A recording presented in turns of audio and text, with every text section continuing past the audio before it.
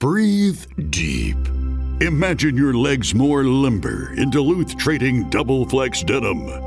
Envision euphorically squatting for that can of suds, bending for your toolbox in a state of bliss, lunging for your laser level on a whole new level. Relax and allow the flex to fill you with ability. Find your inner flex in Double Flex Denim only at Duluth Trading. Hey guys, have you heard of Goldbelly? It's this amazing site where they ship the most iconic, famous foods from restaurants across the country, anywhere, nationwide.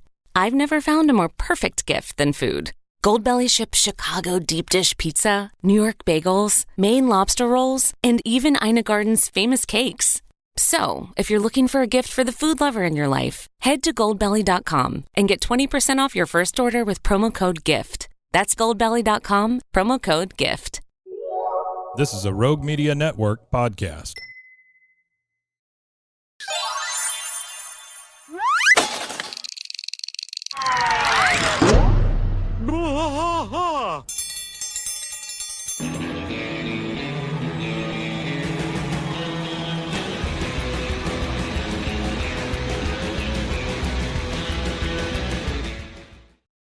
Hello, hi there, ho there. Whoa. Welcome to Hello. Bois, King of the Hill podcast. I am Mike. And I'm Rusty. And Rusty, we have a guest. AJ. Hey, Jay. Otherwise known as Evil Ringo. Hey, howdy, y'all. He's also a local wizard.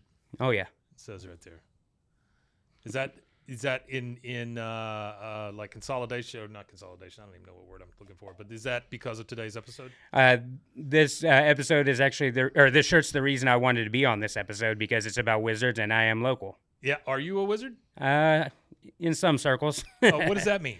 My buddies used to call me a wizard because I was a wizard with the streaming setups and Twitch and live streaming. Oh, okay. Oh, cool. All right. That's nice. Yeah. That's nice. So tell us a little bit about you. What do you do?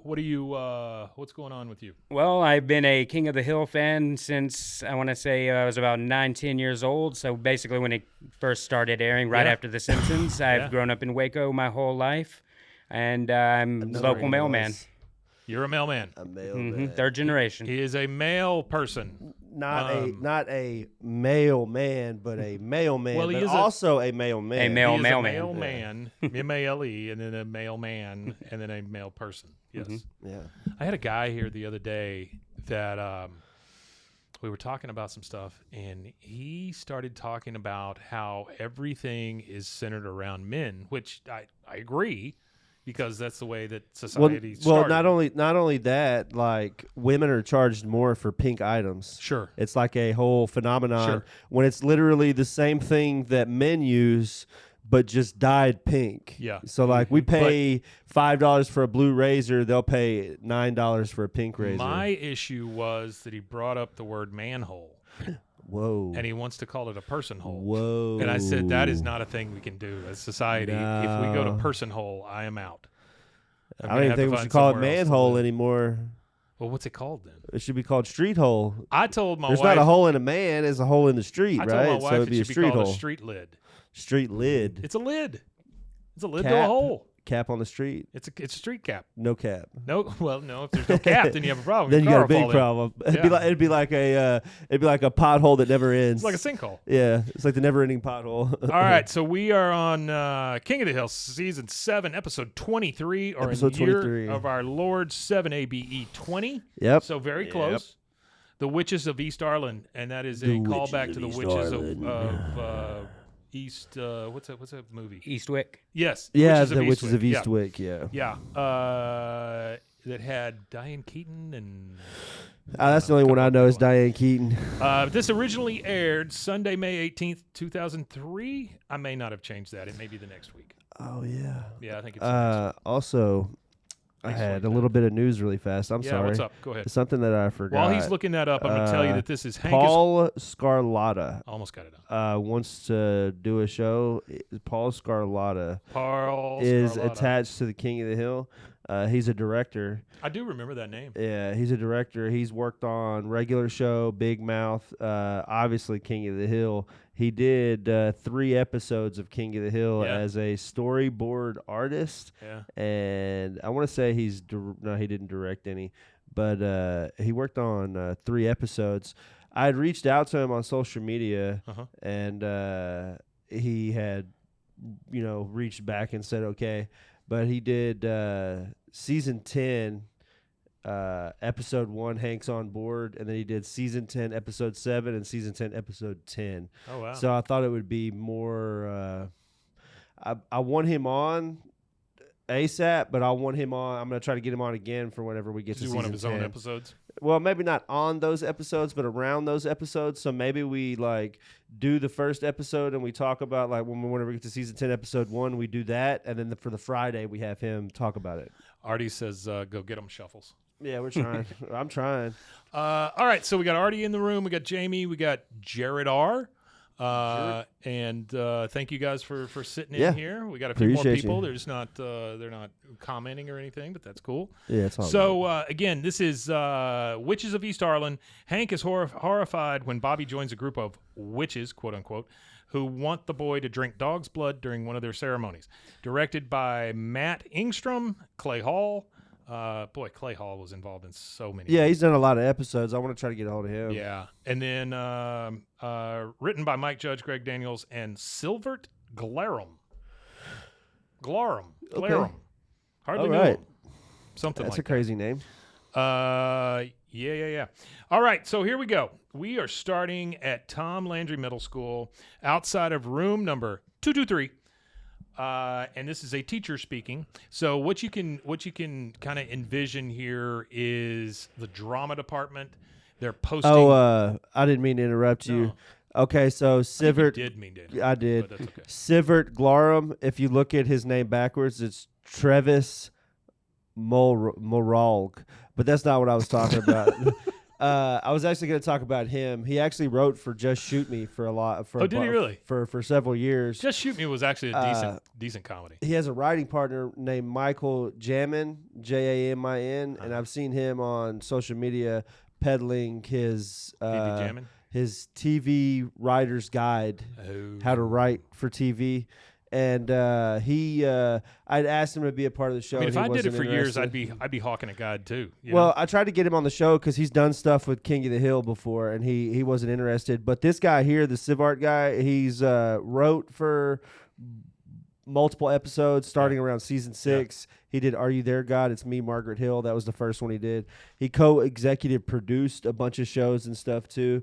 Racist Dog being really? one of them. The one we just did? Yeah, actually 17, 19, 20, 21, and 22, and 23. So all these episodes, pretty much the last 1, 2, 3, 4, 5, 6 episodes almost. I spilled my drink. Missing one, but yeah, for pretty much the last 6 episodes have been done by that guy. But Jamie says he can call you. You can call him Ace. So Michael Jamin, I found his TikTok earlier today. He did like a bunch of questions and answers about this episode. Really? So, okay, so I actually took notes on it, and I had some facts for y'all when we get that's to fantastic. them. Yeah, that's cool. Yeah, I didn't even know. I did my research on this this episode. TikTok. That's wonderful, man. Mm-hmm. I didn't even know you had a TikTok. I've seen him on social media because, like I said, he sells like a writer's guide for TV. Yeah. That's mainly what his TikTok is talking about his writer's experience and all that, promoting himself. Oh, cool. I'll have to check that out then. Yeah, because I didn't know he did that. Yeah, I didn't know he talked about specific episodes and stuff. That's pretty cool. All right, so what we start off with is again, you can think about. Oh, and I didn't realize the teacher is John Ritter. Yep, the teacher is John Ritter. But this is like the cast posting. Who got the part in Oklahoma, the musical. All the kids are gathered around outside of room 223, and the teacher says, "Budding thespians of TLMS, I give you the cast of Oklahoma."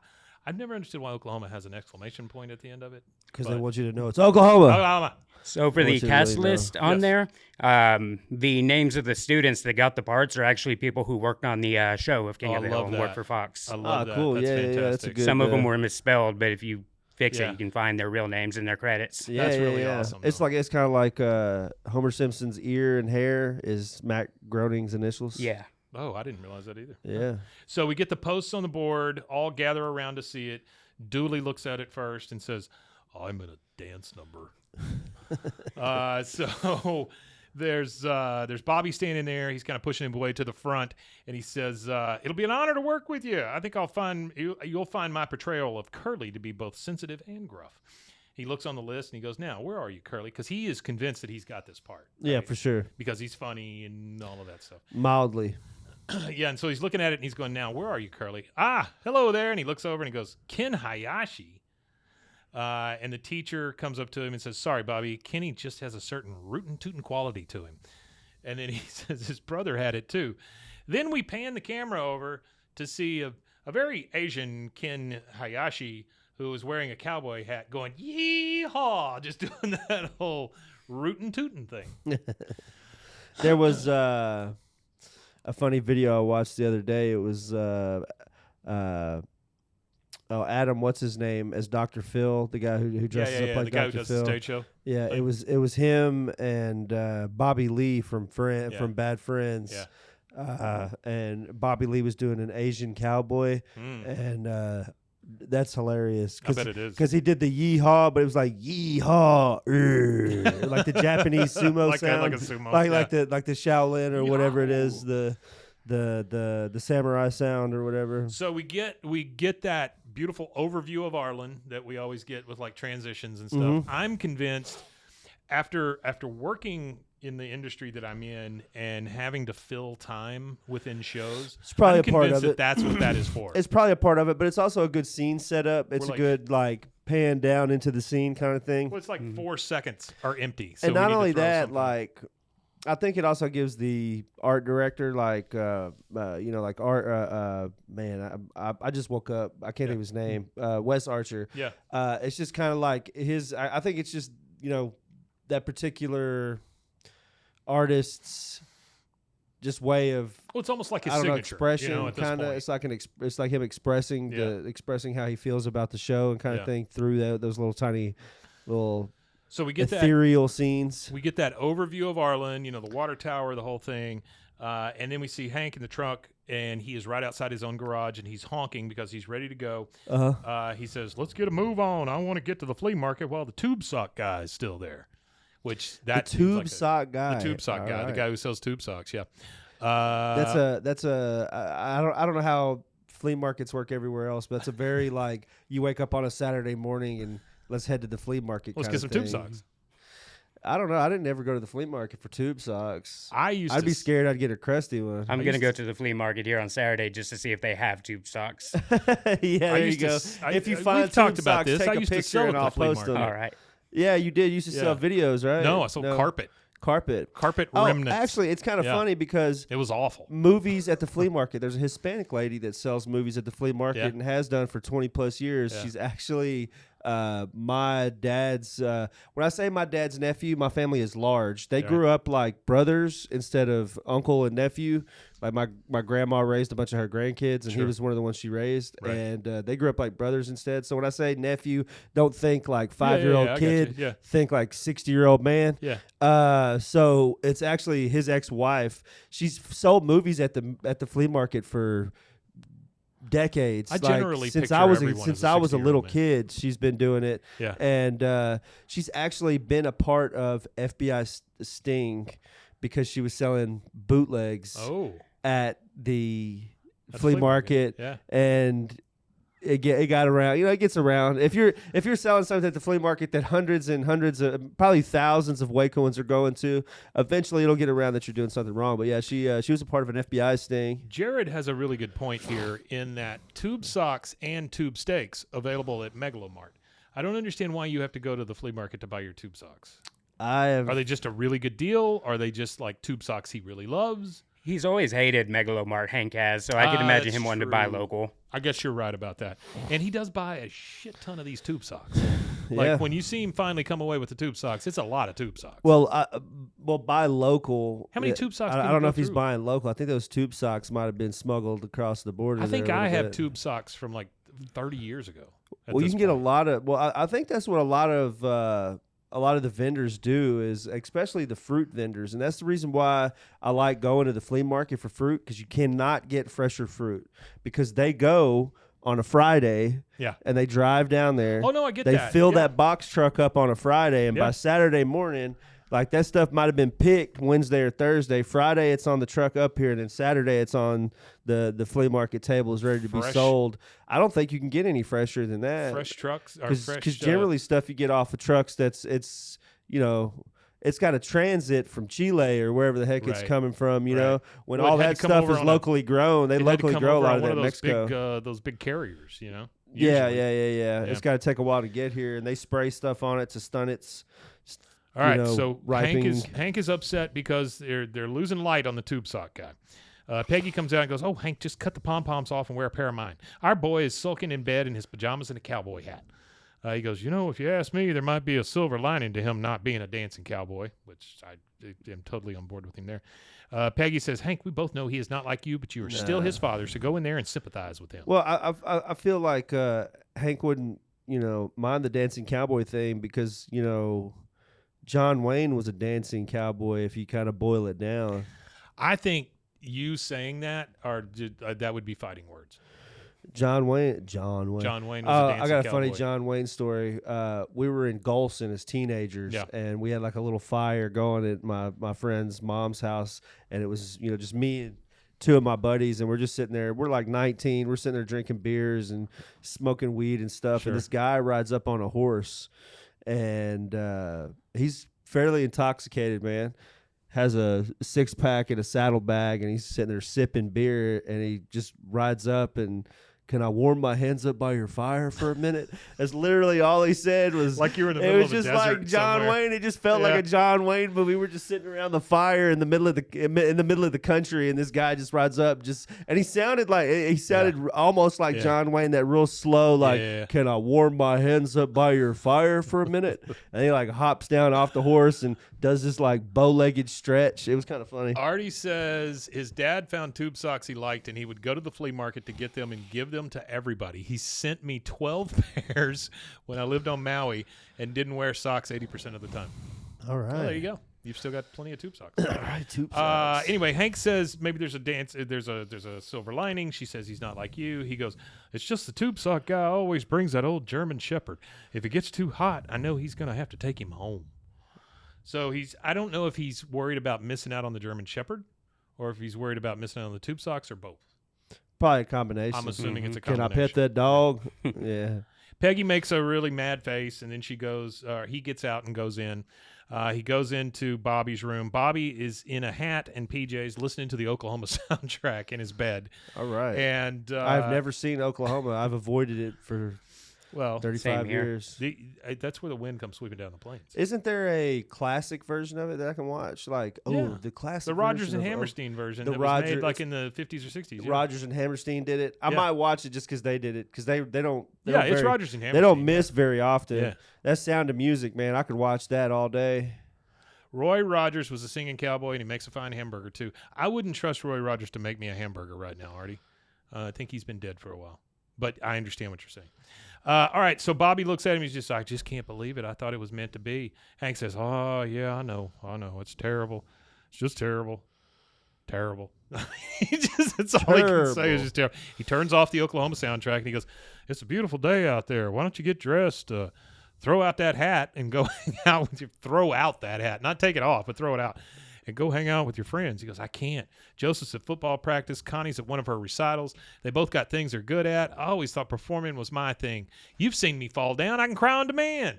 He goes, "Why?" See? I got one for you. Name your 3 favorite Western cowboys, like from like actors or whatever from movies. Well, TV when I was a kid, I did love watching Lone Ranger. Okay. Who was the Lone Ranger actor? I don't remember who that guy was. They say his name. Artie at the beginning probably of it, I believe. knows. Yeah, Artie probably does know. But he, I enjoyed watching the Lone Ranger. I really liked the Gunslinger, though. The one that starts where he just shoots off the rifle at the beginning. Oh, the rifleman. Sorry, not the Gunslinger. rifleman. The rifleman. Yeah. The rifleman. Yeah, I like that one. I like that one. And then my third one is going to be a tie between there was a movie made by the guys who made all the airplane movies, and it was called Rustler's Rhapsody. Okay. That is a great movie. It's really, really stupid. At one point, this guy gets pissed off at the other guy because he comes up and keeps asking him for a match. And he goes, I got a match. You're butting my face. No, wait. It's the other. Anyway. My favorite. I just remember that as a kid. That was like a really funny thing. My favorite was I don't really like the TV show specifically, but you get to see a lot of actors from that era be in the cowboy-like role that you wouldn't ever probably see in a cowboy-like role ever again. But Gunsmoke, Gunsmoke was good. Gunsmoke is filled. Like, I really watched it because my dad's got it on. They got that Pluto TV or whatever now, and it's just Gunsmoke 24/7. And my dad just loves Gunsmoke, so he'll just sit there and just watch. I told you Gunsmoke Festus all day. came here to Waco at one point, right? Oh, he did. Festus came to Waco? through, and I had him sign an 8x10. I've still got it. Oh, that's funny. He signed an 8x10 out in the parking lot at the Richland Mall. That I wish I would have known about that. That was awesome. No, I but, was small, so you probably weren't even around. Yeah, I probably wasn't around. But on that show specifically, they have so many different actors and actresses on there. But I like James Stewart. He played a cowboy once. Stewart, yeah. I like his cowboy. I like Gene Autry. Well, as a cowboy. Now that you've said that, there's another movie called Lonely Are the Brave that has, I think it's Jack Palance, but don't hold me to that. Who is Emilio Estevez's father? Oh, Sheen. Martin Sheen. That's who's in it. Yeah. And he is like the last cowboy in the West. Yeah. And so it mirrors, or Young Guns 2 mirrors that whole movie in that they're kind of the last cowboys, that kind of thing. Yeah. But that movie is excellent. Like, he comes riding over this vista and he looks down and there's a paved road with a Model T on it. And he just knows, his time has come. Like, it's very, very good. And then I guess my third and final one would be, I'm a huge fan, like our family movie. Like, everybody's got that little movie that their family wore the VHS tape out on. Ours was Tombstone. So Sam Elliott, Bill Paxton, Kurt Russell. I'm forgetting one. Val Kilmer. Val Kilmer. Yeah. Val So Kilmer. that was a really good movie. I don't think that anybody played a better Doc Holliday in the history of TV or movies. There's no better Doc Holliday than Val Kilmer's. Yeah. No. I feel like that character. But yeah, if you ever want to, Clayton Moore was great. Yes, that's right. He's right. Clayton Moore Moore was the original Lone Ranger. Clint, Jack Palance. I was going to say Gary Moore, but Clint Moore. That's probably right. Yeah, Clayton. Sorry. Yeah, I was going to say Gary Moore, but that didn't sound right. Yeah. No. Lonely Are the Brave. If you ever want to watch a cowboy movie, watch that. It's really, really cool. Or Gary Cooper did Sergeant. Gary Cooper was great. All right. So he goes, why? And he goes, see. Hank says, oh, well, we just need to find your new thing, a cool new thing. I know just the place to find it. So he takes him to the damn flea market, which is Tube Sock flea a weird market, place to find your new thing. No, not really. Think about it. How many man. different hobbies you could pick up at a flea market? You've got bikes. You've got broken washers. Like, you got fake IDs. Yeah, well, You got maybe. Pornography. Did they used to sell fake IDs? Oh, yeah. There was a van. Oh, a van? Yeah, you'd have to go up and knock on the van, and they'd let you in, and they'd make you a fake ID. Wow, yeah. I didn't know that. Yeah, it was a whole thing. Dang, I wish I would have known. It was a long. I just had to grow a beard. It's like when I was a teenager. I had to grow a beard and wear dog tags. So I was in ROTC in high school. So by the time I hit sophomore year, I could grow a beard. Yeah. So in the summer, I would grow my hair out and grow a beard out. But I would wear my Navy shirt because I had a bunch of Navy shirts and stuff like that and sweatpants. So I'd go on a Friday night at like 6 p.m. Yeah. I'd go in just with, the confidence of a 21-year-old man that's actually 16. Yep. I would walk in the store. I would grab the beer, set the beer on the counter. Hey, let me get a pack of Marlboro Shorts. And they would never question it. Mm-hmm. They would ask me where I was stationed at or thank you for your service or something like that. Don't call it stolen valor because I didn't present myself as... Yeah, I just wore the dog tags that were given to me in ROTC, and I wore the shirt that was given to me in ROTC, and they assumed that. Back then, you didn't think of it as stolen valor, though. I mean, I thought of it as cheap beer. And you know what? I've talked to people from the military and told them that story, and they were like, "Hell yeah, you're 16 drinking beer. That's awesome." Nobody really cares. I've told you this before. I looked a lot like this when I was 16. Yeah. And so I could just walk in, and you're absolutely right about the confidence part. You got the confidence. They don't care. It's when you go in there nervous. Can I get a pack of Marlboro Reds? Yeah. No, you got to go in there. Let me get a pack of Marlboro Shorts. The cigarette thing is a good addition because if you're buying more than one thing, they don't question you as much either. No, Or if they you go in didn't there at and the just time. get beer, it's like, oh, you're just getting beer. Yeah, You know you smoke. Where You're the just a kid getting cigarettes drunk, at? yeah. Yeah, it's Friday night. You're only getting beer. Something's wrong here. Where are the cigarettes to go with that beer? So they Yeah. get to the flea market, and Hank says, the flea market. It's like America's garage. You know, somewhere in all this old stuff is a new you, son. He goes, hey, a lawnmower engine. Get a truck dolly, an old steering wheel, and you could be the go-kart guy. He looks over and he sees the tube sock guy, and the guy is already fanning his dog, like trying to keep his dog cool. And he goes, oh, come on, it's not that hot. So it makes me think that he's more there for the dog than he is the tube socks. Yeah. He goes, here, why don't you take a lap, see what you can come up with. He hands him some money. So Bobby starts looking around for stuff. Bobby is kind of going from booth to booth to booth. And he sees he's at a guy's booth who, you know, a lot of these booths are not really booths. It's just somebody putting a tarp out and putting all their stuff on it or whatever. Yeah. Grandma's trash. He goes up and he sees these cards and he goes, hey, what are those? The guy goes, oh, those are tarot cards. People use them to tell the future. And he goes, oh, they're like baseball cards for hobbits. I'll take them. So he pays for hilarious. He pays for the baseball cards for hobbits. And yeah, I mean, I know he'll leave, but Artie, it sounds kind of like he's there for the dog more than anything. So later on, Hank has tons of tube socks, is what I wrote. I mean, he does. He has 2 giant packages of tube socks. It looks like he went to Sam's to buy tube socks. You know, he almost it's almost like he only wears a pair a day or something. Yeah. He has so chunks 'em. many. Yeah.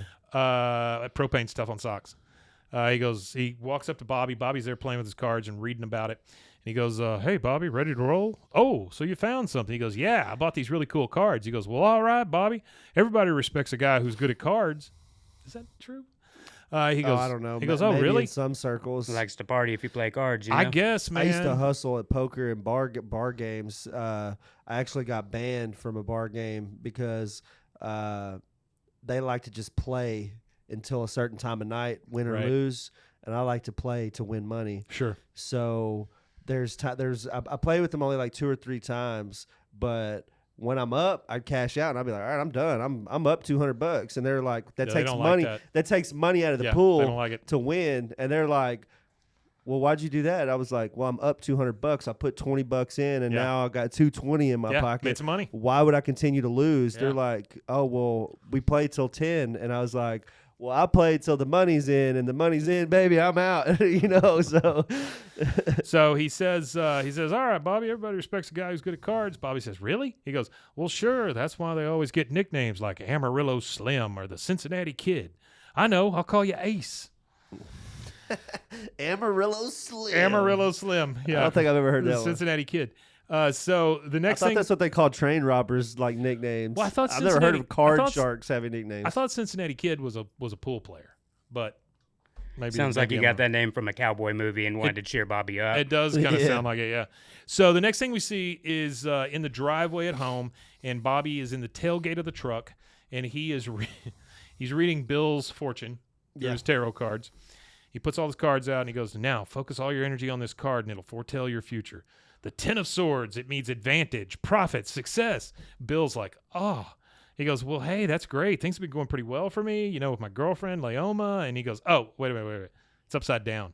That means something else. Pain, affliction, tears, sadness, and desolation. He said girlfriend Leoma.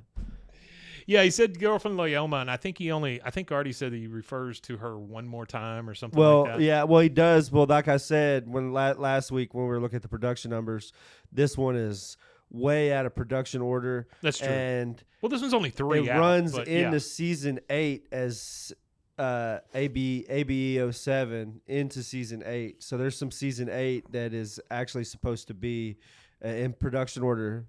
Gotcha. And that's the thing is when we start breaking down production orders and stuff like that, like we've discussed before, you do get some of these shows that have references for other episodes that are out of place. And this is one of those instances where he's dated Leoma 2 episodes ago. Something like that, yeah. No, it was last episode. Was it? We haven't No, recorded I think in a it while. was- Was it last episode? No, we recorded last No, week. it was last episode. It was the maid episode. Oh, that's true. It was, yeah. So this is kind of Artie says Cincinnati On Kid was a time, man. movie starring Steve McQueen about a card player. So there you go. Yeah, Oh, there you okay, go. so that's the reference. Then, yeah. All right, so Bill is very upset because he's just told him basically Bill's everyday life. Yeah. Now we're at Red Carpet Video, which honestly is a pretty good name for a video store, and it's not pretty bad. close to what all of those stores were called. Have you ever thought of reviving the video store? You know, the only thing I've thought about is like in Austin, there is a video store museum. In Austin, there's video stores. There's still video stores. Yeah, There's- yeah. there's a There's few. one really good one, and I can't remember the name. Half of it, but it's price very good. books kind of fills a lot of that void in a lot of places, but in some of these major cities where that niche pocket exists, you still get VHS video stores, especially California. They're all over California. In larger cities, you're gonna have that crowd there that's still in want of physical media. That crowd exists here in town too. Yeah, but it's much smaller because it's a percentage. You know what I mean? It's not as vocal. It's a quiet. Yeah. It's a quiet minority. I don't want to be back in the VHS business ever because they're very freaking heavy when you put them all together. They are actually. Carried them around in those Dr. Pepper crates. I have you know, a the lot. plastic ones. I have a lot of Yeah. VHS still in storage. I really appreciate the throwback and continuity to season 3. After the cuffs and collars incident, I like to think Hank Hill banned the whole family from going to Arlen Video, so now they That's go to true. Red Carpet Video. That's true. They go to yeah, Red Carpet they go Video. to Red That's Carpet right. That's right. instead. Yeah, no He more says- Blockbuster. We're going he to says Flicks. Leoma comes back later to supply cleaning tips to Peggy. Okay. Through men, so she is heard yelling over the phone. Well, there you go. There all we right. go. So they're at Red Carpet Video, Oklahoma. and Bobby is looking at videos, and he kind of backs up and runs into a guy. And the guy goes, "Oh, for the love of Mordecai! Oh, I see you're into tarot." And he pronounces it that way. Tarot. I like how he speaks. Mordecai. Well, this is David Cross. It is. So, I like David Cross's voice. Same guy from Small Soldiers. Arrested Development, where he blew himself because was in Small Soldiers, he made too. himself all blue. And I love David Cross. He's got a decent show on YouTube now. Yeah. Where he interviews a lot of people. Like he just had Paul F. Tompkins on it. Yeah, he was on Small Soldiers, which I do remember that. the writer of that show came out 30 years later and said that for anybody that knows the show, Yeah. you had the Gorgonites Yeah. versus the Small Soldiers, and the Gorgonites are like these. They just want peace and Yeah. serenity, and Yeah. they're not a warrior people or whatever. But the writer came out 30 years later because at the end of the show, these Gorgonites float off down this little river, and that's the last you hear of the Gorgonites. Right. And he, I guess, for whatever reason, he wanted to tickle everybody's nostalgia and came and finished the story and said that the Gorgonites made it to Gorgon. That's their whole quest in the show. The guy you're talking about, Yeah. 2 weeks ago, I interviewed him. He was one of the Oh, the Small Soldiers guy? yes. He Oh, was man, I one would love of to the he's one of the hear that. dorks from 16 Candles. Yeah, he is, yeah. And we interviewed him and another guy about what they've done is they've taken all of the airport movies, you know, like Airport 77 and Airport 75 yeah, and stuff, and and they've mashed them. mashed them all together into one movie where like you'll have George Papard walking through a thing and he'll pass himself or whatever. They've like mashed it all together into like one comedy. Yeah, you have to send me that. I want to Yeah, try I've that got out. I've got a link to it. I'll send it I to want you. to check that out. They showed it at the film festival. Oh, he was here in town? No, he wasn't here in town. Matt Mull and I interviewed him and another guy who did the whole project. Yeah, But like that's they're cool. friends. Like he said that the first people that he gave it to was Penn and Teller, and like Penn and Teller were like, "Oh, we love this. You know, it's great." I don't know. It's weird when people start dropping names like that. Yeah, no, I would like to talk to him about Small Soldiers. That's one of my favorite That'd be fun. movies. Yeah. Yeah. It's a pretty good movie. It is a good movie. No, it's a great movie. I might watch it today, actually. So they're at Red Carpet Video. He says, "Oh, I see you're into tarot." He goes, "How long have you divined the cards?" He goes, "Oh, a couple days. It's kind of my thing." He goes, "The only thing you can predict with these is a coincidence," looking at the set of cards he's got. Yeah. He goes, "No, if you want any accuracy at all, you need a Mantegna deck, or at least a Fibia." So whatever the hell those are. Bobby Yeah, I says, don't know. "Huh? Sounds like you really know what you're talking about." He goes, "Yes, sounds like.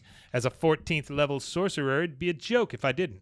Of course, forecasting the future is just the beginning. The real power of magic, then that's magic with a CK, comes in manipulating the present.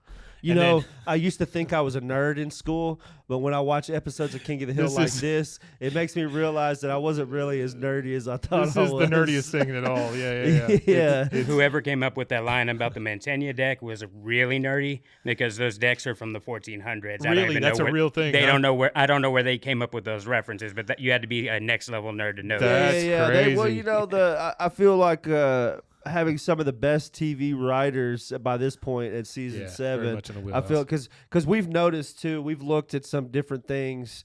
There was the book episode with Peggy. There was some really deep level, like high level literature references in it, and you had to be really like in your literary bag pretty deep to have some of those references they had. So that makes me think that we might have some educated writers on the show. Homer Lee, who's in the chat, says Archer, emissary of the Gorgonites. So if you go back to whenever Bobby's doing the tarot reading for Bill, he actually got the fortune wrong. Oh, really? If you look up the Ten of Swords and you look up its real meaning, it's actually Bill's whole character arc. And I'm really sad. I won't give any spoilers, but they cut a scene out for the series finale, and that would actually complete that fortune. Oh, wow. So you were right. That's cool, They do have some educated writers. That's actually kind of cool. So he says, CK comes with manipulating the present. And then the guy who owns the video store says, Ward, I told you to clean that bathroom a half hour ago. He goes, I'm right on it, Chief. Bobby says, hey, I want to learn more about this stuff. He goes, listen, my young friend, do not let anyone see this address. Arrive exactly at the stroke of 4. And then you hear the guy again, Ward! He goes, and bring some potato chips. And then, of course, the guy again says, today, Merlin. And then he just starts going, like he's casting a spell on him or something. Yeah. Next thing we see is Hank is repainting the numbers on his curb. And he says, damn it, Dale, you got to stop painting your house number on my curb. I'm sorry, Hank, but I got to lay low for a while. You have no idea of how far the jackals of the Franklin Mint will go to collect a debt. I was reading one of them neighbor things, in the neighborhood apps or whatever. Apparently, somebody here in town was doing curb painting. Yeah. And was taking money from people and just painting whatever number they felt like on the curb and then going on to the next house. Yeah, they were just spraying random numbers and then going to the next house and just spraying whatever numbers. They didn't even have all the numbers. They only had like 1, 7, 6, and 4 or something like that. The cops came and found and they looked and they didn't even have all 9 numbers they needed or 10 numbers they needed. I mean, I'm assuming you'd have to specify. No, I want my number. Yeah, they just said number. Paint your number. Sure. $20. I'll get you a number. Yeah. I'll put a number on there for you. Not a great number, but I'll get you a number. So he goes, sorry, Hank, but I got to lay. And then he mentions the Franklin Mint coming after him for money, which is Franklin Mint. Do you remember that?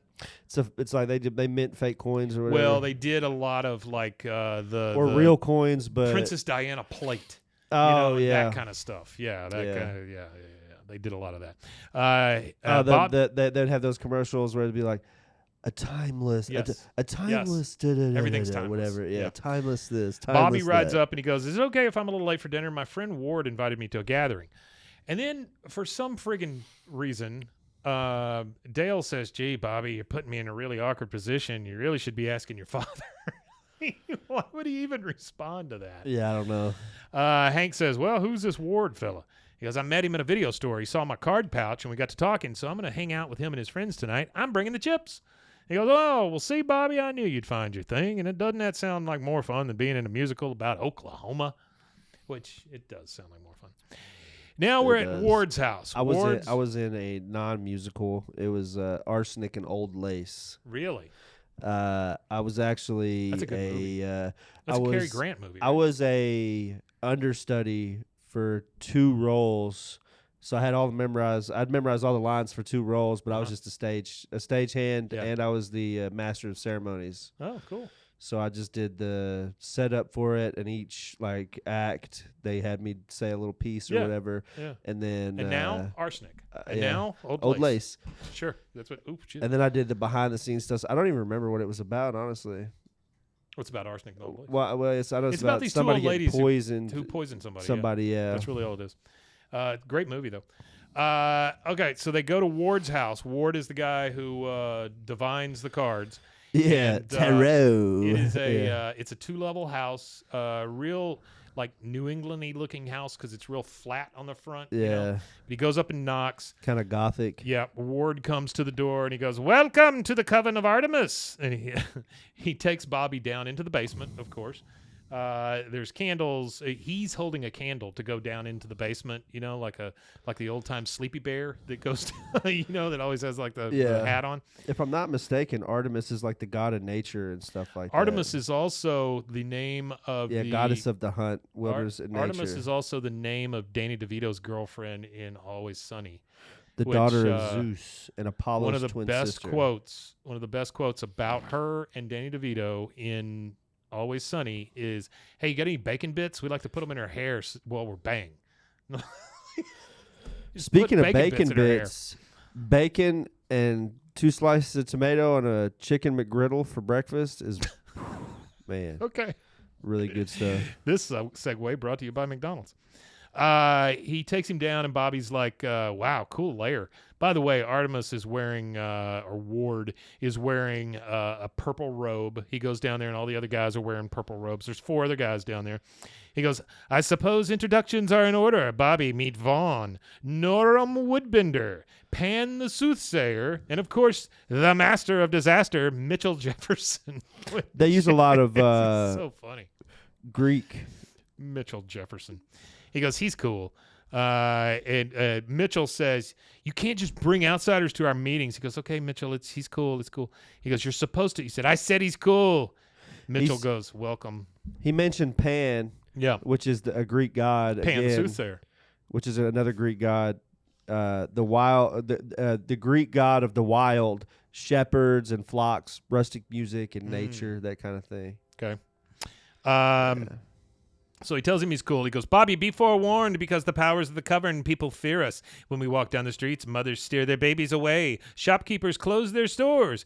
He goes, "Holy, this looks like something out of Harry Potter," because he's over the side, like, looking at all the stuff. And Harry Potter, there you go, Harry Potter reference. Well, he picks up this little gargoyle statue, right? And he goes, "This looks like something out of Harry Potter."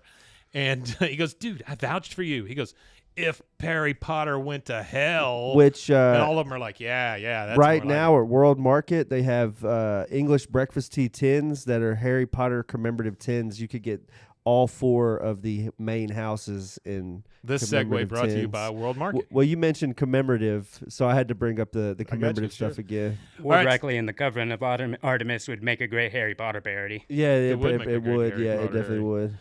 So we're at Arlen Mall. I found this to be really weird. You know what I found weird? What? The mall. Well, that's what I'm saying. They're I going found to it a to mall, be weird that you yeah. go to a mall to shop for spices. Just for well, they do have that little kitchen. It's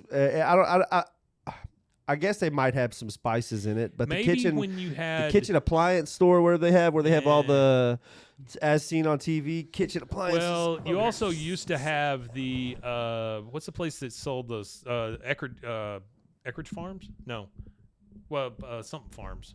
They sold sausage and Hillshire cheese and Farms. Hillshire Farms. Go There you meat. go. Maybe, but I don't know where else you'd buy. Or the guy who sells calendars and board games. I think the mall's just got some weird stuff. Or like the Dead Sea Salt Mediterranean people. They're trying to sell you Dead Sea Salt foot scrub or something. The company just bought the Temple Mall, and they're going to try to revive the mall, no, they're going to try to revive the mall. But don't they have to do like hundreds of thousands of dollars worth of repair on that building? Seems weird to me because that building has a lot of like structural issues. I thought. I think we better just knock it down. Yeah, they closed it. They condemned it not long ago. Well, I'm kind of curious as to what they're going to do with the outlets out in. They were tearing it down. That's what I'm saying. I wonder what they're going to do with that big pad. That's going to be a massive empty where all the space. Traveling circuses will go. The traveling circuses. Sure. Yeah. Well, they do have that one space out in Lacey Lakeview off the side of the highway where they just built that big factory or whatever. It's right next to it where they were having like Cirque Day, Crack Day Soleil or whatever you want to call it. I don't. Well, I don't think it was Cirque Day It was that Soleil. weird, some like weird stuff. dark circus or whatever. Yeah. But it was just in a weird. It's just a weird place Come that see they me have put it. a sword through a goat or something. I did see on Facebook Marketplace a while back, like recently within the last month, the big skeleton skull that used to be out there at the haunted. Somebody was trying to sell it. In Elmont, I contacted that guy because I thought he owned the building. Oh, you were trying to find out about the building. I was just going to throw concerts in the building. They don't have. They're not. But he doesn't own it. Somebody else does, and they don't want to sell it. So. Oh, man. Whatever. I guess it sits there and makes money. They don't want to lease it. They can write it off or something. I don't know. They don't want to lease it or anything. I guess. I don't they don't do nothing with it. It's all right. We'll find some other place. Yeah, we'll find something. So we'll find a field somewhere. He says they're at the Arlen Mall, and they're in a place where you can buy spices for some reason. Mall spices. And Ward says, "This, Bobby, is nutmeg, and we use this spice for." And Bobby goes, hallucinating. You could smoke nutmeg and hallucinate, according to Mansers on Spike TV. He goes, I remember. Give me a second. Invincibility. He goes, resplendent. The spices sit easily upon you. And then some employee in the store walks up, and it reminds me of like Hillshire Farms, because he's wearing like an apron, in there. And he goes, I see you boys are making a cake. He goes, a cake? He goes, yeah, a cake of tremendous power. And then they're all just like high-fiving each other. Score one for the Acolyte. Now we are at the football game. In the stands is Hank, Peggy, Bobby, Dale, and Nancy. We hear over the loudspeaker, fumble, Joseph Gribble. And then Dale says, as much as I hate seeing my boy play badly, I do enjoy hearing his name over the loudspeaker, which seems a very Dale thing. Like, it is a very Dale thing. On the surface, I love hearing my boy's name. Bobby says, sorry, but I got to blow off the last quarter. I told the guys I'd meet him in the parking lot. So Hank and everybody still thinks that he's just made some new friends, right? Yeah. Hank says, you got to know when to hold them, Ace. And then Peggy says, like Artie said, go get him, Shuffles. It's such a stupid name, Shuffles. That is a stupid name. He leaves, and Hank sees that he left his card pouch there. And he goes, Ace is going to need this. And so he goes down, and he's going to take it to Bobby wherever Bobby's gone. He stops, and he sees some kids, and he goes, hey, any of you kids seen Bobby Hill, blonde hair, card player? Kids don't know. They just kind of shake their heads. He goes, that's okay. He must be tailgating over there. So he goes over there. He sees a fire and some people dancing around in robes. And one of the dorks that is dancing around the fire is like, forces of fire, beings of the south, we command you to rise and lend us your power. And then they see him come up, and they go, interloper. He goes, what the hell are you people doing? And Bobby, of course, is there, and he goes, hey, Dad. He goes, Bobby? He goes, meet the guys. There's like we used to like to call ourselves the Coven of Artemis. And we get a patented wah. Ooh.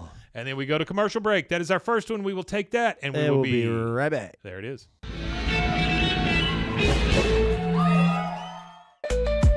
Join the Daily High Club, the premier destination for glass water pipes, vaporizers, and accessories. Since 2015, we've sold over 1 million quality products and teamed up with legends like Snoop Dogg and Tommy Chong. Ready to elevate your smoking game? Visit dailyhighclub.com for our El Primo subscription box or shop unique pieces today. Discover the world of luxury sex toys at Luxury Toy X and indulge in the ultimate pleasure experience. For years, we have been dedicated to the belief that sexuality and wellness are essential components of a happy and healthy life. With over 70,000 satisfied customers, we take pride in our ability to provide products that enhance your sexual well-being. Join our community of satisfied customers and unlock a world of pleasure and self-discovery. Visit luxurytoyx.com today.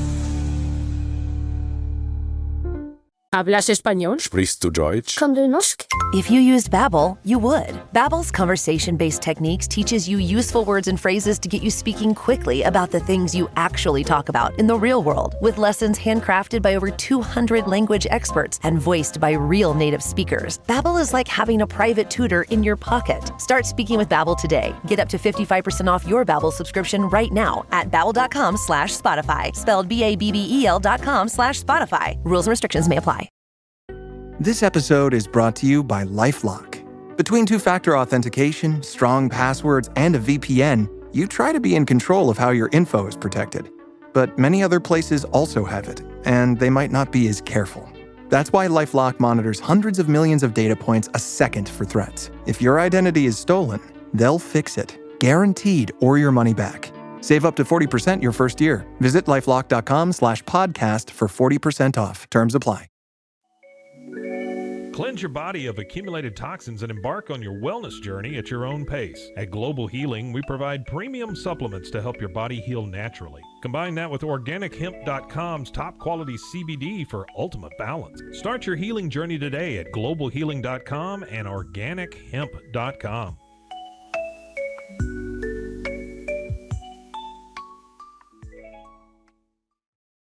I'm Hunter, the founder of Hello Cake, and today we're digging into ED meds. The number one thing we hear is that guys are sick of waiting for ED meds to kick in.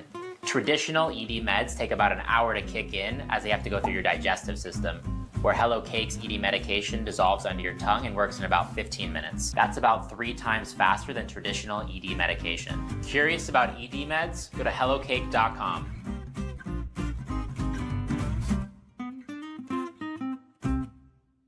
Relax with Hemp Delicious. Organically grown hemp, massively blended with delicious organic herbs, responsibly sourced for their holistic benefits. Each sip offers calming, antioxidant-rich wellness. Brewed just for you. Sip the calm with Hemp Delicious. Find your blend at hempdelicious.com.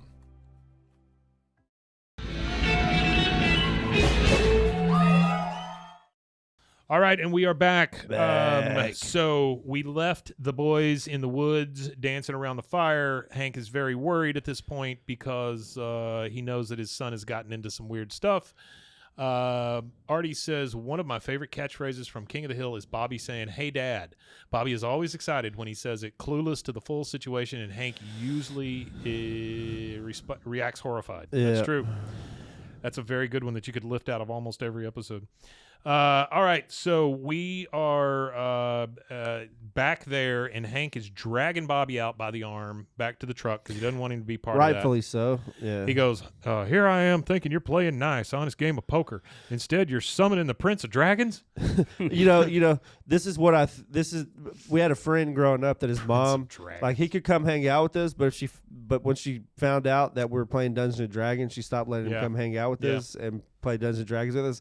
This is what I think that she thought. Yes, very much so. Like, this is what everybody instead of it just being a bunch of like teenagers sitting around a dining room table eating chips, playing with their imaginations on a piece of paper. This is the same thing that Tipper Gore thought happened in hair what metal. Also, yeah.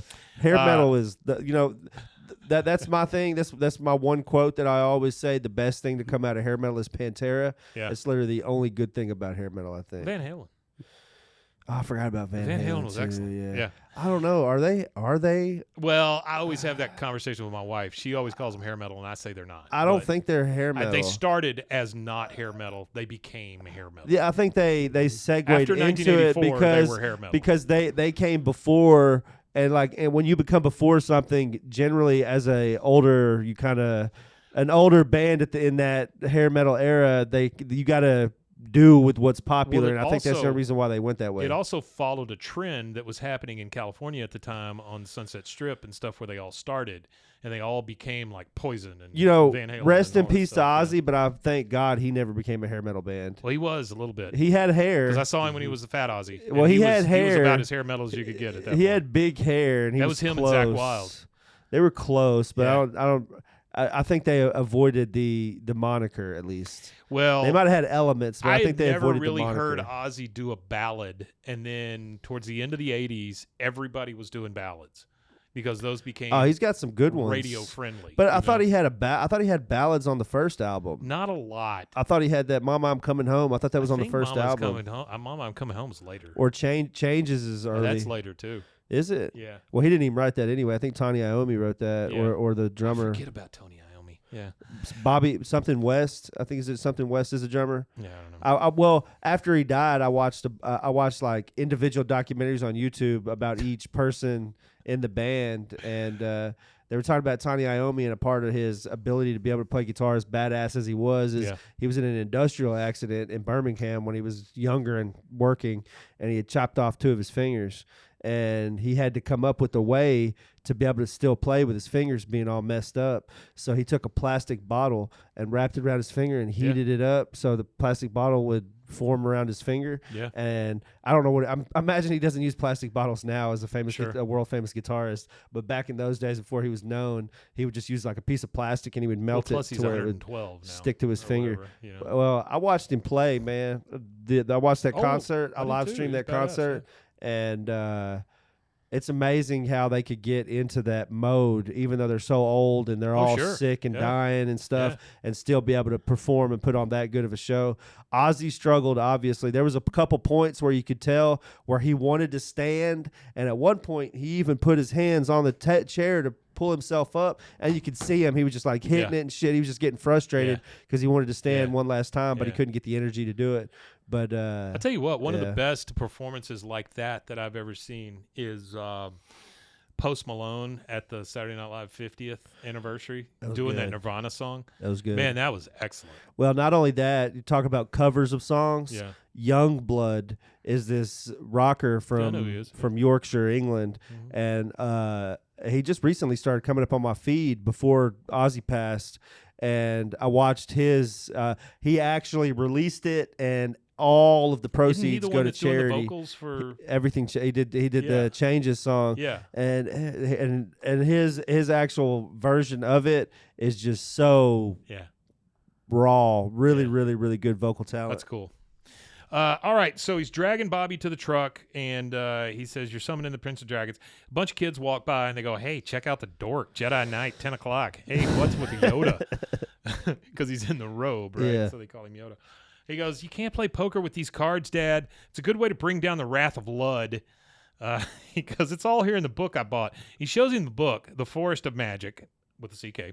And he goes, $45? The family Bible costs less than that, and it was written by Jesus. I love that line. That is the best line of this entire great episode. line. That is a good line. He goes, "Yeah, but this book tells you how to summon wood nymphs and water spirits or water sprites." Sorry. He goes, "All right, look, I know you're at an age where you think all that stuff is interesting, but believe me, it really isn't." I've got a Wrath of Lud reference. Wrath of Lud. Watch out, everybody. Hang on. I'd like to caution all the children. Please turn away from your radio devices. He's about to invoke the Wrath of Lud. Okay, so the Wrath of Lud is the only thing that appears about it is it says here the Wrath of Lud might be a reference to an ancient Mesopotamian poem called Ludul. I'm not even going to try it. The English translation is Poem of the Righteous Sufferer. The poem describes the suffering of a man and his eventual restoration. It's not a widely known term, but it refers to a specific text. There you text. go. So it translates to "Let me praise the Lord of wisdom." Backwards, it's dull. All right, so he goes, "Yeah, but this is how you get wood nymphs and water sprites." He goes, "All right, look, this is just not interesting." He goes, "But you told me to find a new thing, and then when I do, you just want to take it away from me. They're my circle of power." He opens the truck for Bobby, and he goes, "Believe me, Bobby, I'm doing it for your own good. Now, we're not going to tell your mother about this. I know she shields me from a lot of the things you do, and, well, I'm going to return the favor on this one." All right, so now we're at Little Pizza Paradise. We've never seen this place. No, Little Pizza Paradise. There is a fun fact I forgot to say at the beginning. This is the last fully hand-drawn episode. Oh. After this, we go digital? Well, we've had digital scenes throughout at this point since season 6. But not an entire episode.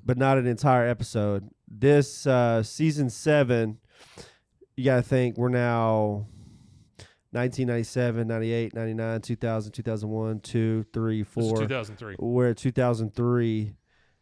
Season 8 starts in 2004.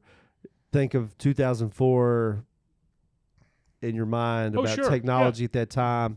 Everything was going digital as far as television. They were getting ready to switch. We were at the point where they had already released, the government had already started talking about doing the HD switch and all that. Of course, they don't end up doing that complete switch to what was it, like 09? Something like that. But they had already discussed the switch from analog signal to digital signal. It's already like in conversation in government at this point. Right. So it frees up this airways. is it. Yeah, things. no, and Random 993 says hiya. Oh, well, hello. And then we're also getting back into it now. Now we're going full circle to where hand-drawn animation is coming back with unique. Pixar. At this point. Pixar's supposed to do a fully Can't wait So- for that Pixar one. or DreamWorks, one of the two. The guys from the Coven are at Little Pizza Paradise. They're coming from their they got their food on trays, and they've turned around and they're looking for a seat. This guy, one of them uses a crystal to try to find a table for him. He goes, harness the energy of the crystal, and he uses this crystal. A dad and his kid get up and leave. Yeah. And then they go, oh, I did it. Like he performed a freaking magic trick. He goes, well done, Norum. Your powers are growing stronger. Bobby comes in. He goes, hey, guys. He goes, young apprentice, something is on your mind. I can sense it. Well, no shit. He just walked in through the door and he said hi. Yeah. He goes, my dad says I can't hang out with you guys anymore. I guess he thinks magic, CK, is dumb. He goes, magic is dumb? Does this look dumb? And he goes, psss. And then one of the guys, he does a little flashbang grenade thing in his hand, right? Where he goes, like that. And then you hear one of the guys who works there shout over to him, don't make me come over there. Because obviously this has been a problem in the past. Yeah. He goes, Bobby, the problem with your father is he's ungifted. Our kind have always been persecuted by those who understand not. He goes, from the Salem trials of the 1600s to the locker room beatings and bathroom swirlies of today, 'tis all one. Bobby says, so that's why my dad is so weird about this. He's threatened by my powers. Because, Bobby, the mark of Merlin is upon you. When you have completed your training, you will be a white wizard. He says, really? Wow. What do I have to do? When can I start? He goes, your training begins now. You can start by refilling my root beer. If you're in any kind of organization and they offer to make you a white wizard, don't walk, run, especially in the South, run. That's absolutely right. You're Yeah, absolutely right definitely. about that. Yeah. Especially if they start calling you a grand white wizard. Now you see Bobby, and he's got these little finger symbols on, ting, ting, ting, ting, ting, and he's on a robe, and he's on the playground. So he's trying to show all these younger kids at Tom Landry Middle School that he can invoke magic. He goes, it was wise that you came to me, but be forewarned that I am merely a vessel through which these powers flow. And there's 3 little kids there, and they go, are you going to help us get our kickball off the roof? And he points to the ball up there, and he goes, silence. By the breath of Hecates, I summon the winds of the north to blow. Blow, I say. And it doesn't. And so, of course, Principal Moss walks up behind him, puts his hand on his shoulder, and goes, Bobby, a word, please. Takes him to his office. And then Bobby looks back, and he sees the janitor on a ladder who gets the ball down with a broom, and he goes, resplendent. Just like his dork friend. Yeah. Now we're in the principal's office. We got Hank and Peggy sitting there, and Bobby sitting behind him, still in his robe. And Principal Moss says, before we get started, I'd like to know the proper term for your religion. What's politically correct term for witch? Peggy says, Hank, what is going on here? Because, he's shielding her. She has no idea. He goes, nothing. Bobby just got a little carried away with this new club, and there's nothing to worry about. He's quitting. Bobby's, the Hecate, the god or whatever, she's a goddess. Hecate. In Greek mythology, she's associated with magic, witchcraft, the moon, crossroads, and the night. She is also linked to the underworld, ghosts, and the boundary between worlds. And she makes a wonderful gumbo. Yeah, while initially a minor figure, she gained prominence in the 5th century BCE and became a widely revered goddess, particularly in households. She's a protector of households. They call her a triple goddess with 3 bodies facing 3 different directions, often at a crossroad. Black dogs and ferrets are associated with Hecates for whatever reason. And she's a Greek goddess, but some believe she originated from the Carians in Asia Minor and was later adopted by the Greeks. So in a lot of that time frame, people would travel and they would come back to Greece, and they would travel and they would hear of a god from some other place. Sure. And they were like, oh, that sounds cool. And they would bring it back to Greece with them. Used to be a place here in town where you could go see a Hecate's, but they closed all those places down. So for sure they did. All right, so they're actually building low-income housing on top of the That's last right. one, There's low-income housing on top of the strip joint where Hecate's where are they going to work at? You know what I'm saying? They Next. take all the low-income housing, and now where do the strippers get it? Like, they got a place to live and nowhere to work. It's gone digital. It's OnlyFans. Yeah, went digital. Yeah. Bobby says, I think everyone's Well, just a little I don't think the OnlyFans girls are living in low income housing. I've Probably seen not. some of the mansions they live Probably in. not. Yeah. Have I ever told you about the one that was on Andrew's show?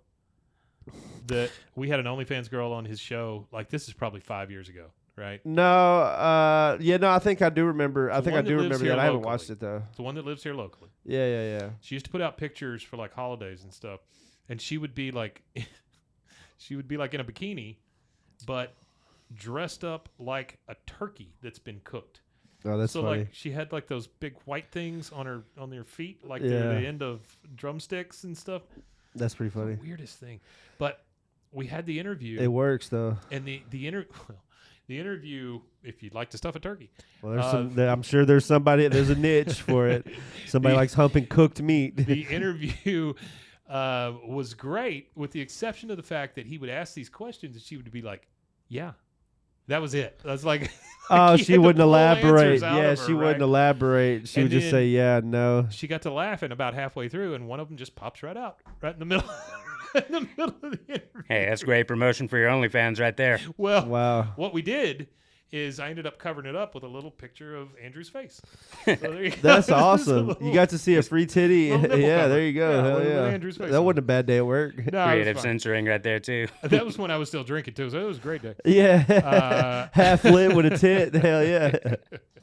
Bobby says, I think everyone's a little uptight. Why don't I summon a tranquility spirit so we can all rest easy? He goes, oh, powers of ancient Borladoon. He's gotten up and he's like summoning now and stuff. And the principal says, I can't have him praying in my office. School board's very clear on that. Hank says, oh, he's not praying. He's stopping right now. And then you can see in the back that Bobby's just spinning around in circles for some reason. And Hank says, anyway, he says he's not praying. He's leaving right now. Peggy says, Hank, I may be a mother, but I am still a woman. And I know a girl repellent when I see it. And I want grandchildren. You fix this now. All right, we're back at Ward's house because Hank drags Bobby out again by his arm. And Hank is now at Ward's house. He knocks on the door, and Ward comes to the door. He's the one that answers. Hank says, Mr. Rackley? He goes, yes. He goes, yeah, I'd like to have a word with you about your son, Ward. You see, he and my boy Bobby are playing. Excuse me, but I am Ward Rackley. He goes, you're Ward Rackley? He goes, it's one of my many monikers. Yes, I am also known as Maglagar of the North Woods, and in certain company, Austin Osman Starklavarton or something. Whatever the hell that is. Yeah. Yeah, and he goes, how old are you, 30, 40? He goes, ha, not even close. I am 5,000. So, fun fact about Ward and his age. Yeah. The writer of the episode said that Ward Ratley was a real person. He was a production assistant for King of the Hill. Oh, really? I couldn't find a picture, but he said he looks exactly like him. And with his blessing, the Ward Ratley said, please make him as nerdy and as dorky and as a loser as you can. Oh, that's fantastic. And he said that because of this, canonically, Ward is 35 years old. And after watching this episode, I will be 35 in 1 week, and that makes me feel so much better with how my life's going. Yeah, I think you've come a lot further. It's August 8th. Mine's the 6th. Nice. There Happy we birthday. go. Happy birthday. Yeah, there we go. Artie gives you a big thumbs up, AJ. Thanks, Artie. He says, how old are you? He goes, I am 5,000. He goes, don't you have some friends of your own age, like someone to drink with, maybe a girlfriend? He goes, and waste my seed on a common harlot? Not likely. When the time is right, a maiden will be delivered up to me. He goes, probably from the east. Okay, yeah, well, that makes total sense that he would get an eastern girlfriend. Yeah. He's the... And I apologize to any of you if this offends you, but the waifu type stuff with the big pillows and all of that kind of, this is what I I'm think. not sorry if it offends you. Mike might be, but I don't give a damn. That shit's weird. That's why I don't go to the mall anymore. Yeah, That is a weird thing, humping man. pillows and stuff like that. Yeah. Like you can like anime as much as the next person, but like There's a line. You cross that line. having sex with pillows is the line. I had somebody tell me today that their dad is an incel. Their dad is an Their incel. dad is an incel.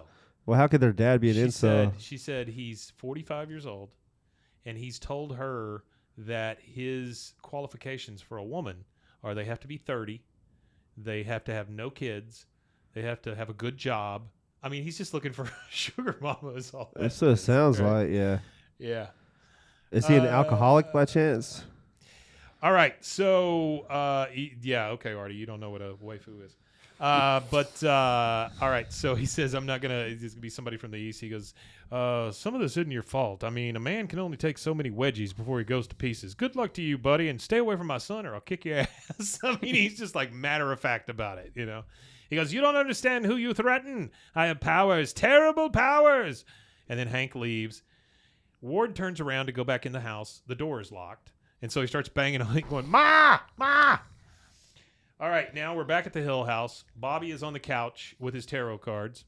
Tarot. Hank comes in. He goes, okay, we tried it your way. Now we're doing it my way. This is a carburetor. Take it apart, put it back together, repeat until you're normal. It's a good idea. That's funny. That is one of the greatest things Hank has ever said to Bobby right there. Imagine that's how your dad punished you. He just gave you a carburetor and said rebuild. Normal. Yeah. He goes, but Dad, the dark arts are nothing to be afraid of. He goes, I'm not afraid of that garbage. I'm afraid of you getting your ass kicked every day for the rest of your life because you found a new way to act like a nerd. He goes, Ward said you wouldn't understand. He goes, Bobby, you don't need a crystal ball to see Ward's future. He's going to live with his mother until she dies and maybe for a few weeks after. That's a good line. That's a really good line. He gives him the carburetor book and he goes, now, till you stop with all this nonsense, I want you to take your carburetor and go to your room. Take your carburetor and go to your room. Yes. Bobby picks up the carburetor, picks up the book, goes to his room and kind of sulks. He sees that his window is wide open, and so he sneaks out and goes to Ward's in his purple robe. Now we're in Ward's basement with all of them. And Bobby says, I know my dad must have come off of some kind of nut job, but you got to believe I'm completely committed to our power circle. Ward says, are you? I wonder. I think you'd be able to control your father as effectively as I control mother. Nevertheless, Bobby's daddy has shown us persecution of our kind is on the rise. Perhaps it's time to take our powers to the next level. Everybody gives kind of high fives and says yes. He goes, tonight, we are going to kick it up a notch and summon a dread force that will bestow upon us an unequaled power. And of course, we'll need someone to be the chalice holder. Everybody just kind of looks at the floor. Nobody wants to be the chalice holder because they all know what it means except for Bobby. Yeah. Bobby says, I'll do it. He goes, excellent, my young apprentice. You'll earn that white wizard cone yet. He goes, we will convene at the ceremony grounds at 8:30 hour, assuming, and he starts putting on his work vest for the video store, that fat ass lets me leave on time. Bobby says, cool. So what does the chalice holder do anyway? He goes, and one of the dorks, I don't know which one, but the one with the lisp, goes, you hold the chalice during the incantation, and then right after we light the candles, you drink Caninus Spiritus. Caninus Spiritus. Bobby says, what's Caninus Spiritus? He goes, dog blood. He goes, what? He goes, you are the chosen one, Bobby. Soon and for all time, you will be known throughout the land as Robert the Dog Coiffer. The Dog Coiffer. That sounds like a whatever swear that word. means. Everybody there starts to dance and chant. And that is our second commercial break. We'll take that, and we will be right back. There it is. OsleyMD.com. I've always had thin hair my whole life. It breaks off at a certain length. In the last 6 months, I've noticed it just really bad. I mean, you could totally see it. I wear a hat a lot. I tried several different products. My experience with the Bosley MD hair regrowth kit was amazing. It was easy to use. It let me take off my hat. I could go in public and have my picture taken and feel normal again. OsleyMD.com. Farmhounds offers natural treats and chews made with quality products that support family farms, regenerative agriculture, and humane farming practices. Give your dog the best with wholesome, organic ingredients that promote health and happiness. Shop now at farmhounds.com. Introducing Muck Off's classic pink bike cleaner, powered by revolutionary nanotechnology that breaks down dirt and grime on a microscopic level while protecting your bike's delicate finish. Developed by our mad developer Alex and tested by riders, our products are made by riders for riders. Discover more at us.muc-off.com, where we break the mold to bring you the best in bike care. Protect your online privacy with NordVPN. Browse securely, access content from anywhere, and keep your data safe with military-grade encryption. Whether at home or on the go, NordVPN ensures your digital freedom. Stay secure. Download NordVPN today at nordvpn.com. That's NORDVPN.com. Looking for tickets to the hottest shows, games, and events? Ticket Liquidator is your one-stop shop for great prices, no hassles, and guaranteed tickets. Since 2003, we've been connecting buyers and sellers, providing access to sold-out events at prices lower than most secondary market options. Whether it's sports, theater, or concerts, our massive nationwide network ensures you get the tickets you want, guaranteed. For the best seats at the biggest events, start with Ticket Liquidator today at ticketliquidator.com. That's TICKETLIQUIDATOR.com. Ticket Liquidator. This podcast is brought to you by Carvana. Got a car to sell but no time to waste? Hop on to Carvana.com to get a real offer for your car in seconds. All you have to do is enter your license plate, answer a few quick questions, and if you accept the offer, Carvana will pay you as soon as you hand the keys over. They even offer same-day pickup in many cities. Save your time, score some cash, and sell your car the convenient way to Carvana. Pickup times vary. Fees may apply. Hank's the family fixer, always with his tool belt. But living with prostate cancer, he needed help. He asked his doctor about Xtandi and enzalutamide.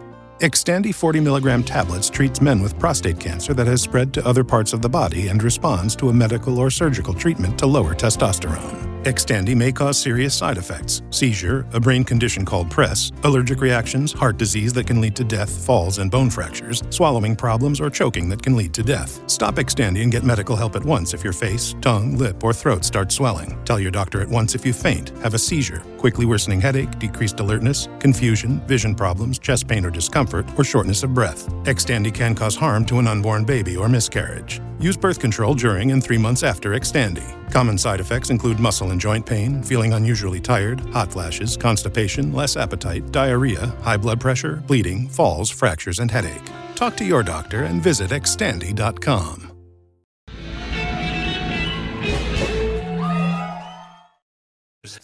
Yeah, so we're talking about waifus still because Artie told us he has a big collection. Yeah. All right, so we're at the Ninth Dimension bookstore, which I'm assuming is kind of like a what was that, Earthbound and stuff like that, right? That kind of stuff probably smells a lot like sage in there and different. I worked there for Himalayan salt lamps. A little bit. Did you? Yeah, salt lamps, stuff like that. A lot of it was actually my first job as a legal resident of this country was Earthbound and Bath and Body Works. Yeah.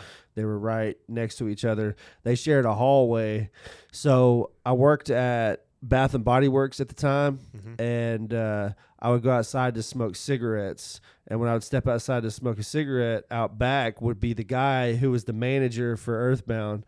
So I'd stand out there and smoke cigarettes and talk to him. And eventually he was like, yeah, I got a job open. Go ahead and apply. Yeah. And I would work both of those. Those only mall jobs I had was a girly lotion store and the hippie store, Earthbound. The only mall job I ever had is I worked at Sears twice. Sears. Yeah. Earthbound was cool. One in Waco and one in Austin. Earthbound was really cool. Bath and Body Works was cool. I was the only dude who worked there, so it wasn't a bad thing. It was like mostly like in the daytime it was MILFs, and at the evening time it was Baylor chicks. So it was gilfs. No, sure. It was Baylor chicks at night that worked there, and then in the daytime it was women who had been stay-at-home moms, and now their kids are like too old for them to be a stay-at-home mom.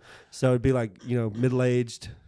So we're at Ninth Dimension Bookstore, and we see John Redcorn. He's there handing out flyers. And he goes, have you checked out John Redcorn's New Age Healing Center? You really should. On Friday nights, John Redcorn and his band Big Mountain Fudge Cake will be playing. I'm John Redcorn. That's the first mention. That's the first mention of it. He was just trying to pick up ladies there with that, wasn't he? But I just love the fact that he goes through this whole thing and then goes, and I'm John Redcorn. Like, it just is so self-serving. It's so funny. Guy in the store says, I told you no more flyers. He sees Bobby over there reading through some books and stuff. He goes, hey, Bobby, you like to rock? You like to rock. He goes, huh? Oh, I'm just reading on some ancient ceremonies where people had to drink animal blood. There's got to be a loophole somewhere. He goes, you're losing me. He goes, you can't tell anyone this. Promise me. He goes, Bobby, I give you my oath as a New Age healer. And boy, he breaks that quick, like you said. He goes, okay, this group of guys I hang with, we're doing a ceremony tonight, and they want me to drink the dog blood. He goes, dog? Ooh, that's just weird. He goes, I have to do it. I can't do theater. I can't do sports. If I can't drink something gross, what have I got? And so he just kind of wanders off, all sad and stuff. We then go to the alley with all 4 guys sitting there, or all 4 guys standing there drinking beer. And, of course, Dale is the first one that says, I had a breakthrough last night with my fruit rehydrator. Can you believe a mere 12 hours ago these plump, luscious grapes were raisins? And he pulls them out like a cup of water. Like, why are you rehydrating raisins? Yeah, I don't understand why you would do that. I've never seen a rehydrator. I've never seen anybody rehydrate grapes Just or raisins. buy a grape. I'm sure it tastes yeah, better. Yeah, They it probably look like does. shit, too. They're just so gross looking. Most of them are sun-dried, so yeah, they probably don't taste the same. John Redcorn comes driving up in his Jeep, and he's got Double Vision by Foreigner playing the whole time. I thought it was weird that he didn't even turn it down as he's talking to him. No, he just left it up full blast, yeah. He goes, Hank, there's something I think you should know, something very personal and disturbing. And then Dale says, oh, sounds like we should leave. And they do not leave. They just say that. They don't leave. He goes, what is it, John Redcorn? He goes, Bobby's going to drink dog blood. And all 3 of them are like, ah! And he goes, what? He goes, it's part of some ceremony his friends have cooked up, and it's going down tonight. He goes, no god dang way I'm not going to let Bobby be branded a freak for the rest of his life. And he gets in Redcorn's Jeep and they drive off. You don't see that very often. No, you don't. Hank, yeah. number 1, in the passenger seat, and number 2, in John Redcorn's vehicle. Yeah, I don't know that happens very often. Yeah, it's not, for all of John Redcorn's faults that he has, all of his ways, I'm glad that he cared enough about Bobby to actually reach out to Hank about it. Yeah. Well, and he probably understands that if his son was in the middle of that Hank would do the same thing. It kind of reminds me of, I got a quick life story. So it reminds me of this time me and my buddy had walked down to the street to the park to go smoke a cigarette. Left my parents' house. We're like 16, 17. And we get to the park. We smoke a cigarette. We're sitting there. Our cigarettes are done and out. And we're just sitting on the swings, sitting there talking. And then my dad just like slides up. Like we're at the park sitting in the like on the swings. And my dad drives it was a Chevy Blazer just onto the park walking path and like has his like facing us, and he sticks his head out the window and says, y'all two walk home and think about what you did. And he didn't even tell us what we did. So we're like, what did we do? And we get to the house and it was about, we got to the house and he was like, oh, smoking cigarettes at the park, huh? The lady across the street, that my brother's best friend lived catty corner from the park, and apparently his mom had recognized me and called my dad and said that she saw me smoking at the park. And I'd even finished my cigarette. My dad like slid up to the park. It was funny. Used to be a thing though, like where it did. Somebody in the neighborhood would see you. Neighbors would rat you out like crazy. So yeah, I mean that used to be a thing. Fuck them neighbors. So they get in and they drive off. Now we're at night. The area where they're performing this thing is the baseball field. The baseball fields, yeah. They're on the mound, and it's a great place to do coven Artemis stuff. Well, one of the other guys has a real point here. But he goes, before we get started, a debt of gratitude is owed to Brother Vaughn for procuring the offering. Vaughn says, my mom's new boyfriend is a veteran, and he picks up or a veterinarian, and he picks up this blood pack like you would hang on an IV or whatever. Yeah. Dog blood. He goes, he lets me call him Rick. That's funny, yeah. Lets me call him Rick, which is his name, I'm assuming, right? Or maybe it's not. Maybe it's not. And he just lets him call what him Rick. What is Rick short for? Richard? Do you call somebody Richard Rick? Yeah, you can call somebody Richard. Is that what it is? Yeah. He goes, resplendent. Now, everyone, if you would be so good as to take your positions on the pentagram. I wonder where Dick comes from, though, for Richard. I don't know. But like Dick Nixon. You just got to ask him nicely. Yeah, you just got to ask him nicely. Mitchell says, Ward, a pentagram has 5 points, but there are only 4 bases. I think Mitchell has a valid point here, you know? He goes, why do you always test me, Mitchell? Just go stand at shortstop. So he does. Hank goes back to Ward's house. He knocks on the door. Ward's mom comes to the door. She's got a cigarette hanging. She got a little bit of low-cut thing going on here. You can tell she is very much a MILF that she's seen better days. She loves her boy. Put it that way. Seen better days. Loves her son a lot. Oh, boy, does she. She answers the door by first saying, we don't have your cat, which I'm assuming has become a problem, right? Could become a problem, yeah. Hank says, I'm looking for my son, Bobby. Is Ward there? He goes, well, his bicycle isn't here, so he must be gone. She looks at him and goes, ooh, you want to come in? And then she goes, whoops, and her shirt pops open to one of the buttons. Whoa, yeah. And Hank's just like, ooh. All right, so now Hank wouldn't know what to do with a set of melons anyway. Yeah, no. Now he probably. I imagine during sexual activity, he probably doesn't even touch Peggy's breasts. I would doubt that very seriously. I think they probably stay clothed. They're very nice. Yeah. That's probably all he said. Those are very nice. Thank you so much. I am approaching you with romantic intent. I have written up a statement here. I would like, signed and notarized. So we're back at the field in kind of a sing-songy voice. Ward says, we humbly come before you to ask for your magnificent strength and wisdom. Hank pulls up and he goes, all right, everybody. And he sees blood in the bowl, or Bobby sees blood in the bowl. He's very worried about it. Then Hank pulls up and he goes, all right, everybody, party's over. And it's the wrong kids. He's in the wrong place.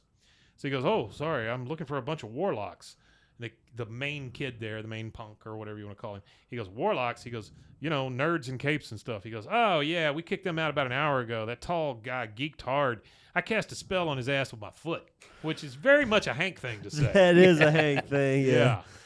So it's the wrong guys. So we're back to the field, and Ward says, and now in the melding of our joint worlds, our white wizard will ingest the elixir Canana Spiritus.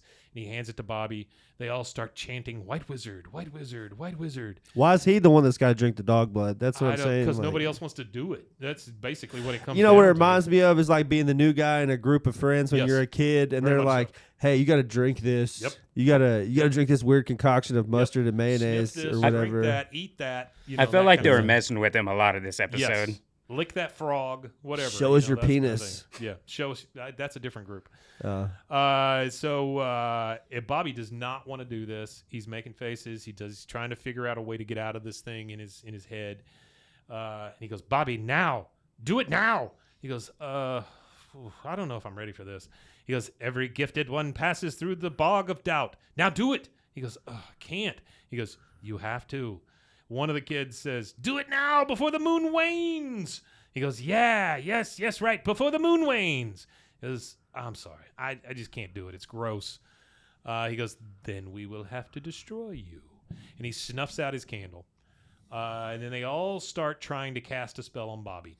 They're saying, Minta Bessa Lorta, Orga, Minta Bessa Lorta. And then Bobby starts to realize, these dudes are a bunch of jackasses. Yes. Yeah, he really quickly realizes. And he looks at them, and this is when Hank comes out in him. And he's like, oh, my God. My dad was right about you guys. Under these cool robes and hats, you're all just a bunch of losers. He goes, silence, insolence, accept your fate. And he goes, fazah, fazah. And then the guy, the first one, does another one of those flash things in his hand. He goes, psh. He goes, oh, ow, it burns him.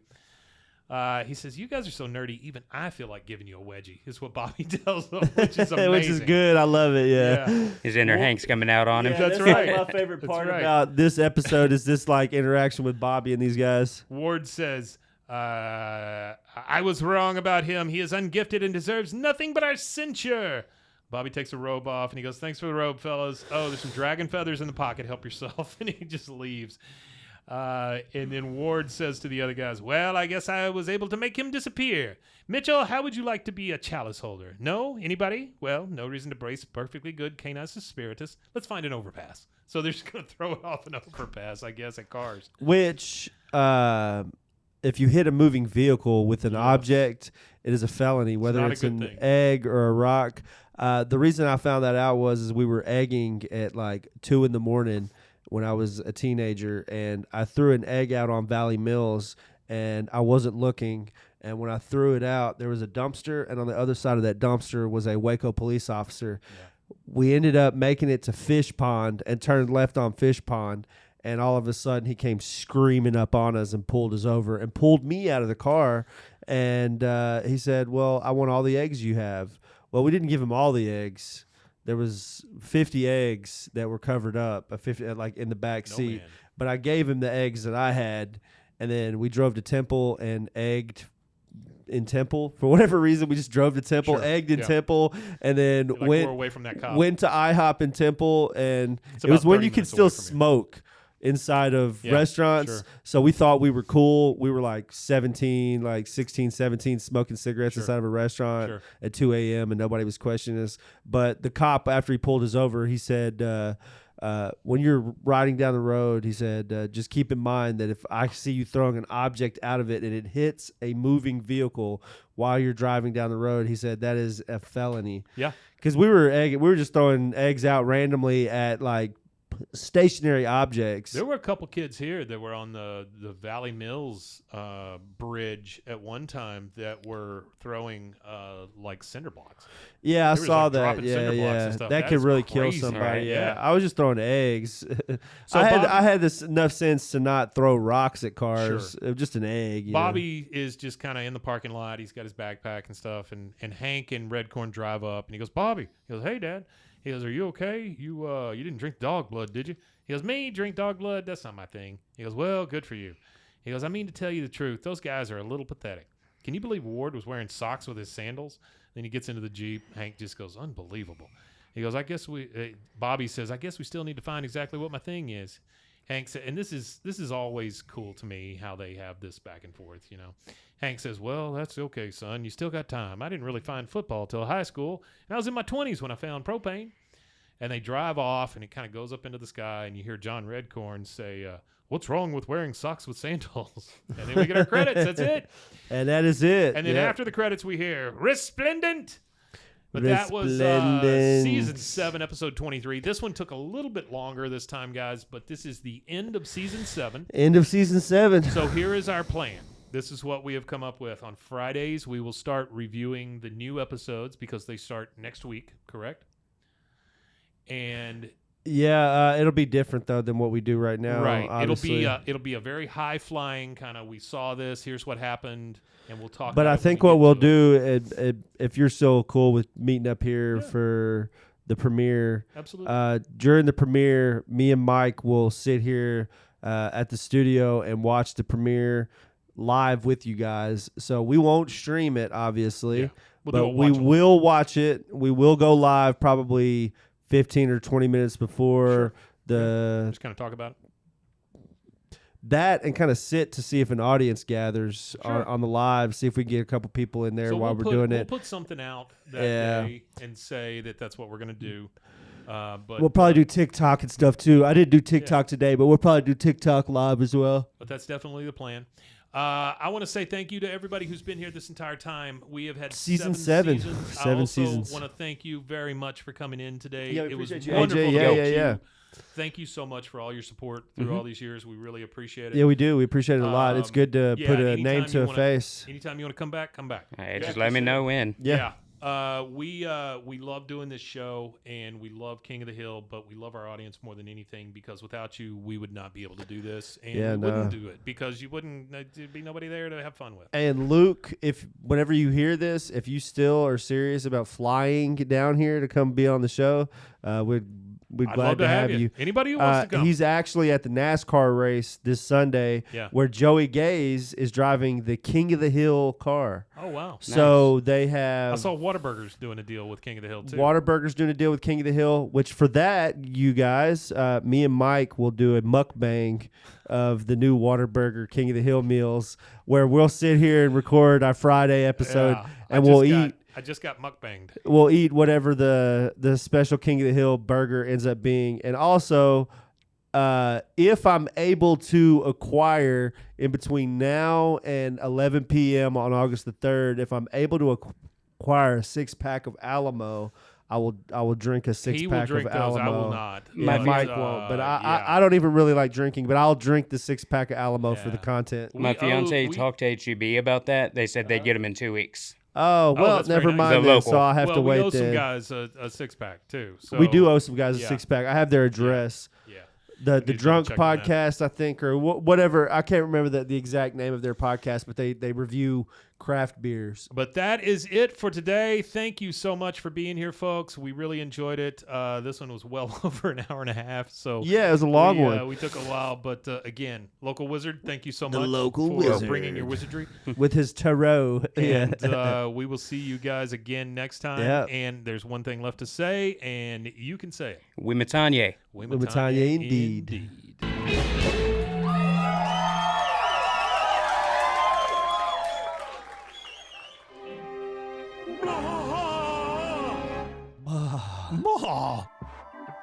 This has been a Rogue Media Network production.